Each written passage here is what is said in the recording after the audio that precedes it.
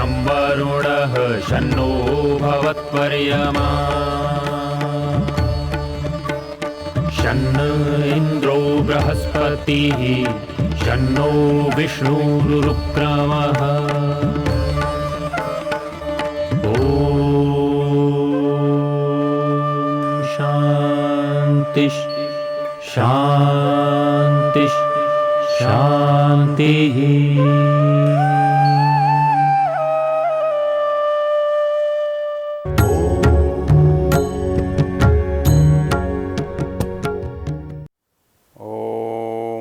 परं मृत्यो अनुपरेहि पंथां यस्ते स्व इतरो देवयानात् चक्षुष्मते शृण्वते ते ब्रवीमि मानः प्रजां रीरिषो मोतवीरान्। ओम शांति शांति शांति। ओम। हम ऋग्वेद के दशम मंडल के मृत्यु सूक्त की चर्चा कर रहे हैं। इससे पहले इसके दार्शनिक पक्ष पर हमने विचार किया था।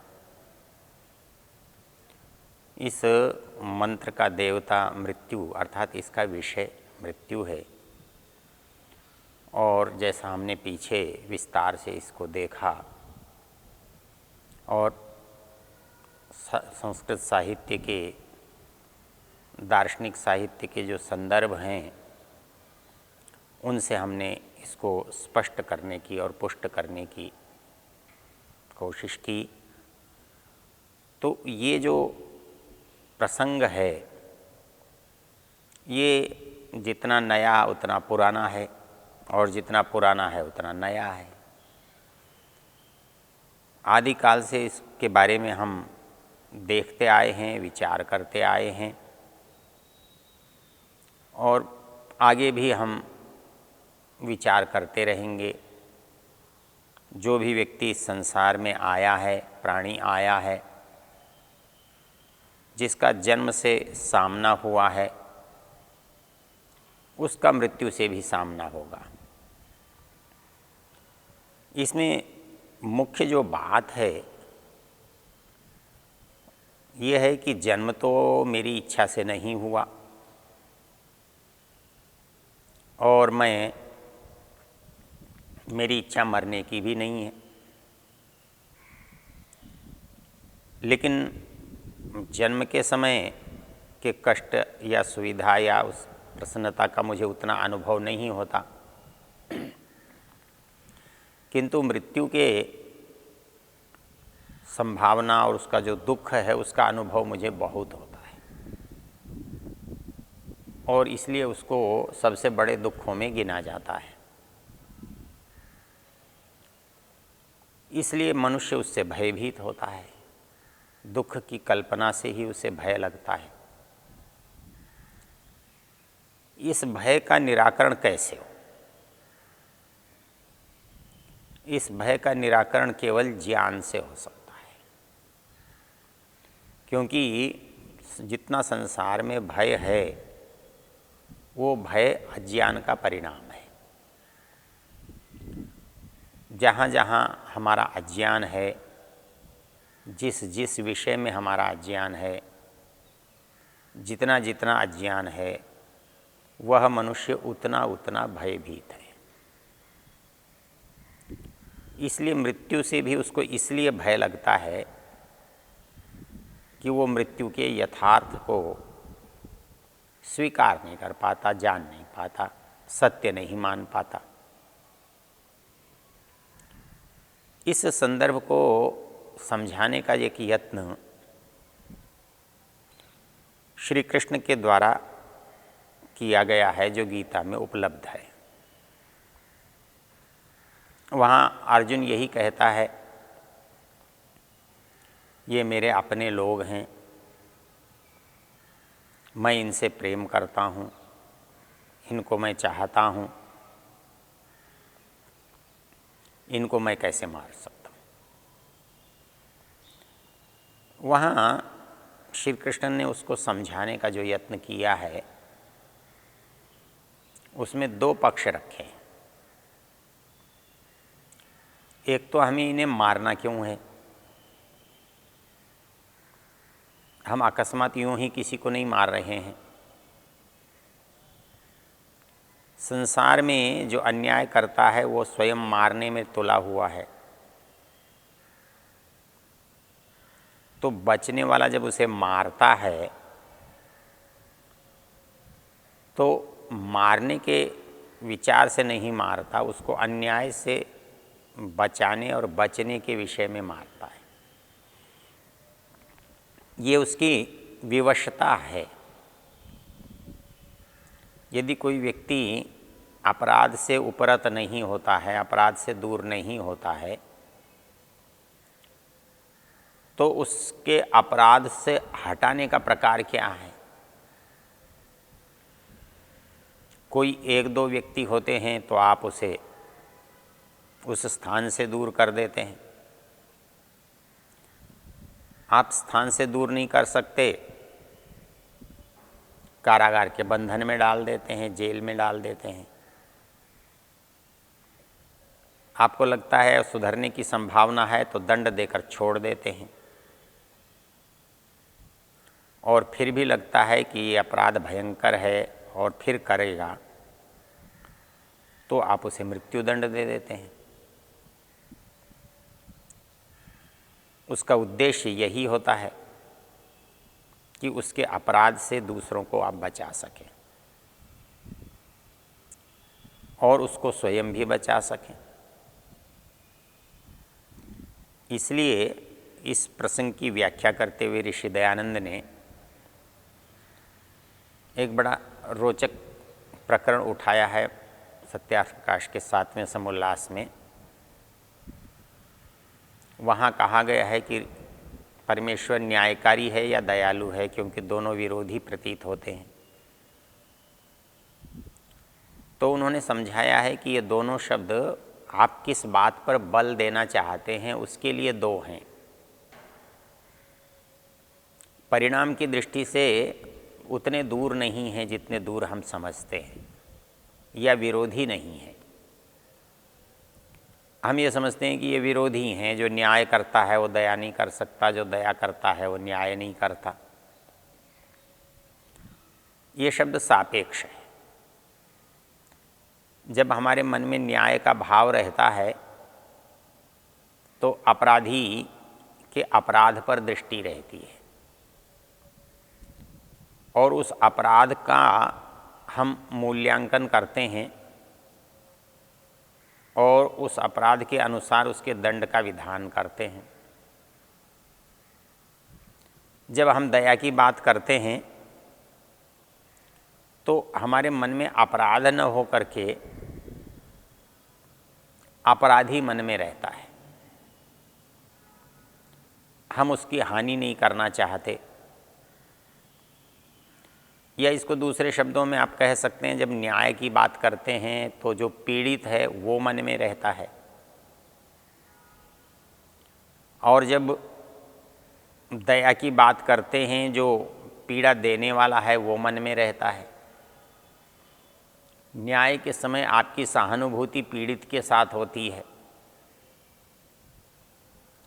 और दया के समय जो सहानुभूति है वो पीड़ा देने वाले के साथ होती है। लेकिन यदि आप प्रयोजन देखें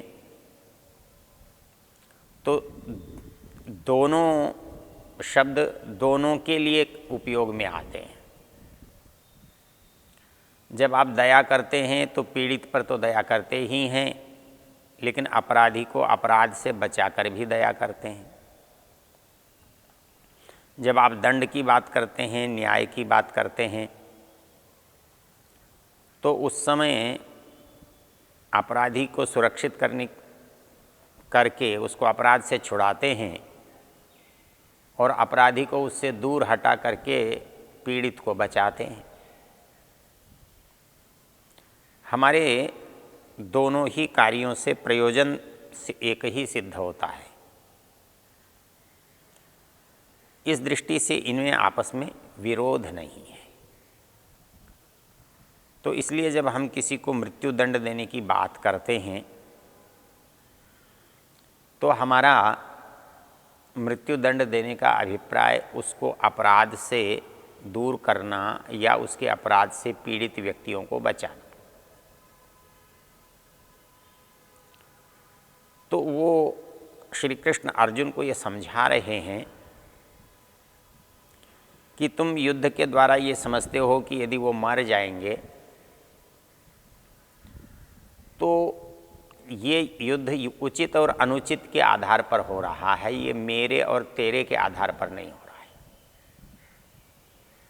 हम जो पक्षपात का भाव रख रहे हैं उसमें औचित्य नहीं है। औचित्य के आधार पर जब हम बात करेंगे तो फिर हम ये नहीं देखेंगे ये कौन है, उस समय हम केवल इतना देखेंगे कि इसने क्या किया है और उसके अनुसार इससे छुटकारा पाने का, पीड़ित लोगों को इससे बचाने का क्या तरीका है। जब हम ये देखते हैं कि मेरा संबंध इससे क्या है, मेरी निकटता क्या है, तब फिर हम न्याय नहीं कर सकते। और श्री कृष्ण इन दोनों ही प्रश्नों को सामने रखकर बात कर रहे हैं। पहली बात वो ये कह रहे हैं कि इनको जो दंड दिया जा रहा है, यहाँ युद्ध करने के लिए हम खड़े हैं, उसका प्रयोजन इन्होंने जो अन्याय किया है, इनका जो अनुचित कार्य है, उसको इनसे अलग करना, अपने को उनसे बचाना। इसलिए हमें इनको दंड देना अनिवार्य है। दूसरा जो प्रश्न बनता है कि हम जो दंड दे रहे हैं इससे क्या होगा, तो वो कहते हैं जो हम दंड दे रहे हैं इनके दंड शरीर को मिल रहा है और जो जीवात्मा है, प्राण हैं, वो हमारे दंड का पात्र नहीं बनते हैं। क्योंकि जीवात्मा तो सदा रहने वाला है, मृत्यु तो मात्र एक उसकी परिस्थिति है। और इसको उन्होंने समझाते हुए पहले तो एक दार्शनिक सूत्र समझाया है, ना सतो विद्यते भावो ना भावो विद्यते सतः, उभयोरपि दृष्टोन्तस्त्वनयोस्तत्वदर्शिनी। वो ये कहते हैं कि संसार में किसी भी रूप में जब किसी की सत्ता है, अस्तित्व है, जिस वस्तु का होना पाया जाता है, तो वो सत्ता के स्वरूप तो बदल सकते हैं, परिस्थितियां तो बदल सकती हैं, किंतु अस्तित्व कभी समाप्त नहीं होता। अस्तित्व बना ही रहता है। जब अस्तित्व बना ही रहता है, यदि सारी वस्तु एक है तो एक रूप में बना रहेगा, लेकिन प्रारंभ में उनकी सत्ता अलग अलग है तो उनको निश्चित रूप से अलग अलग ही रहना होगा। यहीं पर आकर सारा विचारों का मेल इस तरह का होता है कि लोगों को स्पष्ट नहीं हो पाता कि ये सब कुछ मिलकर एक है या ये सब कुछ मिलकर अलग अलग है। क्योंकि नियम क्या है? नियम यह है कि भिन्नता जो है वो परिस्थिति के कारण हो सकती है, लेकिन दो विरोधी वस्तु होना उनके गुणों पर निर्भर करता है, उसकी मौलिकता पर निर्भर करता है। जो चेतना है जीवन है, ये और जो जड़ वस्तुएं हैं, कहीं पर जाकर ये एक हो सकती हैं क्या? कोई ऐसा हो सकता है कि जड़ चेतन बन जाए, चेतन जड़ बन जाए? हमें ऐसा लगता है कि ऐसा हो सकता है, क्योंकि हम प्राणियों को देखते हैं, मनुष्यों के रूप में देखते हैं, तब हमें ऐसा दिखाई देता है कि ये शरीर जड़ होने पर भी चेतन की तरह व्यवहार कर रहा है। इसलिए हो सकता है कि कहीं दोनों एक हों, लेकिन ये बात हमारी निरर्थक हो जाती है जब मनुष्य की मृत्यु होती है, प्राणी की मृत्यु होती है। जब प्राणी की मृत्यु होती है तो शरीर तो पूरा का पूरा रहता है, लेकिन इसकी चेतना चली जाती है। तब पता लगता है कि ये दोनों कहीं भी मिले हुए नहीं हैं, दोनों की सत्ता प्रारंभ से अलग अलग है। इसलिए सत्ता बीच में तो बन नहीं सकती, यदि है शुरू से है तो अंत तक रहेगी। तो यदि वो सत्ता दो हैं तो प्रारंभ से ही दो होंगे और अंत में भी दो होंगे। जो लोग एक से दो को मानते हैं वो चेतन को पहले मानते हैं, और जो लोग चेतन को नहीं मानते हैं वो जड़ को ही अकेले को मान लेते हैं। तो मूल समस्या क्या है कि यदि केवल जड़ की सत्ता स्वीकार करें तो चेतन उसमें से कैसे उत्पन्न हो, कैसे प्रकट हो और क्यों नष्ट हो? और उसी तरह से यदि चेतन है तो चेतन अपने को जड़ में कैसे बदल दे? हमारे सामने दो समस्याएं खड़ी हो जाती। वहाँ समस्या ये आती है कि यदि चेतन है तो वो सदा ही उसमें चेतनता का भाव रहेगा। तो एक प्रकृति सदा चेतनता का भाव लिए रहेगी, उसमें जड़ का भाव कभी भी समाप्त नहीं होगा, क्योंकि वो उसका मौलिक स्वरूप है। ऐसी परिस्थिति में दो परेशानियां पैदा होती हैं, दो विकटताएं आती हैं। एक तो ये आती है कि ये प्रकृति में चेतनता आ जाए, और जैसे प्रकृति स्थूल बनी है सूक्ष्म से, तो वैसे ही चेतन भी सूक्ष्म से स्थूल बन जाए,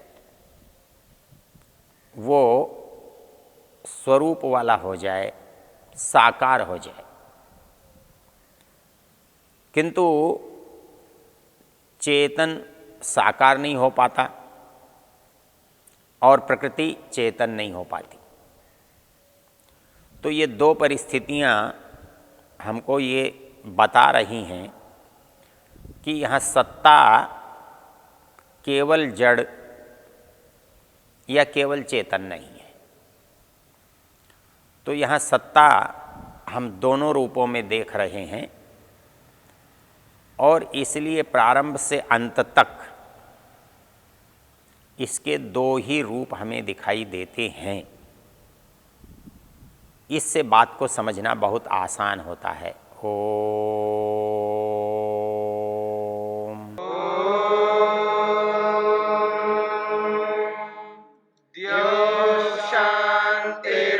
शांतिरंतरिक्षं शांतिर्पृथिवी शांतिरापः शांतिरोषधयः शांतिः वनस्पतयः शांतिर्विश्वे देवा शांतिर्ब्रह्म शांति सर्वं शांति शांतिरेव शांति क्षमा शांतिरेधि। ओम शांति शांति शांति।